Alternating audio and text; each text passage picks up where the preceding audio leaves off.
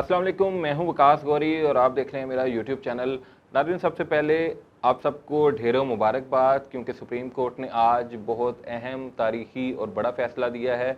और इस फ़ैसले के बाद ये कहा जाए तो बेजा ना होगा कि सुप्रीम कोर्ट ने नज़रिया ज़रूरत जो था उसको आज दफन कर दिया है। और इस फ़ैसले के बाद अब किसी भी हुक्मरान को, किसी भी रहनुमा को ये जुर्रत नहीं होगी कि वो जनाब आइन के साथ खिलवाड़ करने की कोशिश करे या अपने इक़्तिदार को तवालत देने के लिए कोई गैर आइनी और कानूनी जो है वो रास्ता इख्तियार करे। तो सुप्रीम कोर्ट के 5 जो रुकनी बेंच ने मुतफ़िका फ़ैसला दिया है, उस फ़ैसले के मैं आपको नकात बताता हूँ और साथ में आपको ये भी आज खबर दूँगा कि बनी गाला जो है, यानी वज़ीर-ए-आज़म इमरान खान साहब, जनाब हमारे हैंडसम वज़ीर-ए-आज़म, वो अब क्या सोच रहे हैं और उनके पास अब कौन-कौन सी ऑप्शन जो है वो बाकी है। और वो ऑप्शन इतनी ज़्यादा नहीं है, क्योंकि अब वज़ीर-ए-आज़म साहब के पास मेरे ख्याल के मुताबिक सिर्फ एक ही ऑप्शन है। वो ऑप्शन मैं आपको इस ब्लॉग के आखिर में बताऊंगा। लेकिन सबसे पहले आप सुप्रीम कोर्ट का ज़रा फैसला सुनिए। और ये फैसला कोई मामूली फैसला इसलिए नहीं, क्योंकि इसमें ना सिर्फ हुकूमत के जो इक़दामात थे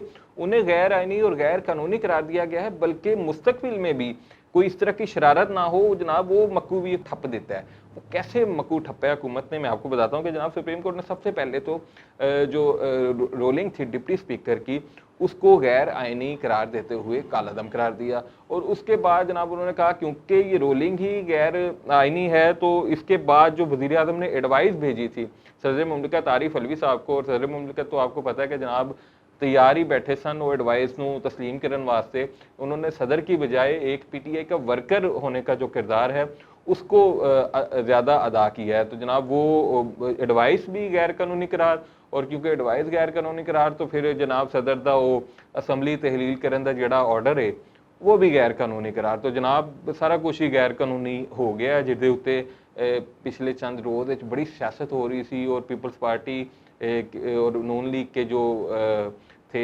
सियासतदान वो इस पर परेशान थे, और जो पीटीआई के फवाद चौधरी साहब, शहबाज गिल साहब, वो इस सारे मामले को अपनी जीत बता रहे थे। तो सारा जो अमल है वो गैर कानूनी जो है वो सुप्रीम कोर्ट ने करार दिया है। और जो अबूरी हुकूमत के लिए जो देखें उनकी हुकूमत की अब चलाकियाँ देखें कि उन्होंने नाम भी भिजवाना शुरू कर दिया। और उसके लिए कि क्या मैं कहूँ आपके गुलजारी लाल का नाम भी आ गया। और ये सोचा कि यार जो गुलजारी लाल का ना ही भेजना है तो फिर वो साकिब निसार दा की जुर्म सी, वो बेचारा तो रात को 12-12 बजे तक अदालतें लगाता था। तो आपने उसकी जो खिदमात थी, डैम के लिए कितना काम किया उन्होंने। आप देखें कि इतने अरब उन्होंने इकट्ठे किए डैम के लिए, और उन्होंने पूरी कौम को बताया कि जनाब तुहाडे कोल पानी नहीं रहना, तो पानी पता नहीं वो मसला किथे वे हुण, लेकिन व्याह चंगे भुगत गए। तो खैर हुकूमत ने चलाकियाँ लगाई और एक नाम भी पेश कर दिया, तो वो अमल भी सारा अब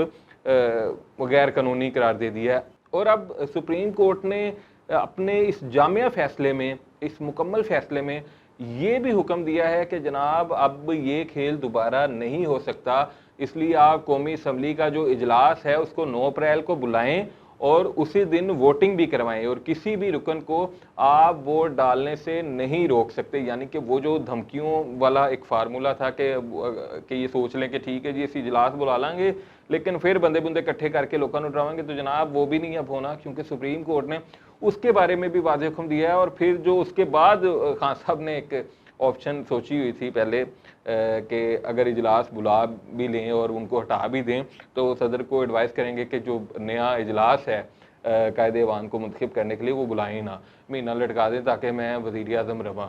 तो वो ऑप्शन जो है वो भी सुप्रीम कोर्ट ने ख़त्म कर दी है। और सुप्रीम कोर्ट ने अपने हुक्म में ये कहा है कि इजलास बुलाया जाए, वोटिंग करवाई जाए और उसके बाद नया कायदे ऐवान मुंतखब करने के लिए भी इजलास जल्द ही बुलाया जाए। तो ये आज सुप्रीम कोर्ट का फैसला था। और इसके अब असरात जो हैं वो सबसे पहले तो मुस्लिम लीग नून जो है उस पर हुए हैं कि जो हमारे शहबाज शरीफ साहब हैं उन्होंने आज वैसे तो अदालत में अल्लाह रसूल के वास्ते भी दिए थे, शायद वो कोई वास्ते ही चल गया उनका, तो अब उनके और शेरवानी के दरमियान जो है वो दूरियां बहुत कम रह गई हैं। और उम्मीद यही है कि अब ऐसा वैसा कोई मसला जो है वो नहीं होगा। अब बात करते हैं ऑप्शंस की कि वज़ीर आज़म पाकिस्तान जनाब इमरान खान साहब के पास क्या ऑप्शन बची हैं, क्योंकि गद्दारी कार्ड वाला जो एक था मामला वो भी बैठ गया है। जब रोलिंग ही गैर कानूनी तो फिर उसमें कही हुई बात भी जो है वो भी अपना असर खो चुकी है, जिस पर हम मुस्लिम लीग नून के जो रहनुमा हैं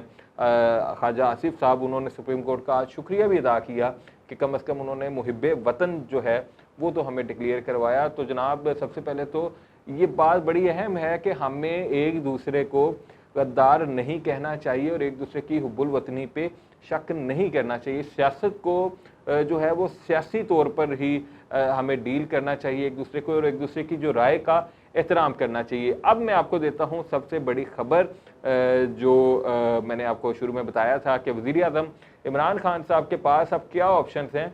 तो जनाब वज़ीर आज़म साहब के पास जो ऑप्शन हैं वो अब बड़ी मुख्तसर सी हैं। एक तो ऑप्शन है नज़रसानी की दरख्वास्त की, कि हुकूमती जो टीम है वो इसको इस नज़रसानी की दरख्वास्त दायर करे, रिव्यू पटिशन दायर करे। लेकिन अगर माजी को देखा जाए तो इस तरह की जो अपीलें हैं उनमें फ़ैसला तब्दील नहीं होता, और ये फ़ैसला तो वैसे भी मुतफ़िका फ़ैसला है 5 रुकनी बेंच का। उसके बाद वज़ीर आज़म साहब के पास जो ऑप्शन बचती है वो ये है कि या तो वो तहरीक अदम एतमाद का सामना करें और इसको सियासी तौर पर जो है वो इस खेल को खेलें, जीतें या हारें, लेकिन एक अच्छे जेस्चर के साथ वो कौमी असम्बली में जाएं, या फिर वो अपने ओहदे से इस्तीफ़ा दे दें और जो है वो उस गद्दारी वाले कार्ड को दोबारा कंटिन्यू करें कि जनाब ये एक साजिश थी अमेरिका की जो कामयाब हो गई है, और मैं ऐसे किसी सेटअप का हिस्सा नहीं बनूंगा, और मैं ऐसे किसी जो है वो तहरीके अदम एतमाद की जो तहरीक है उसका सामना नहीं करूंगा।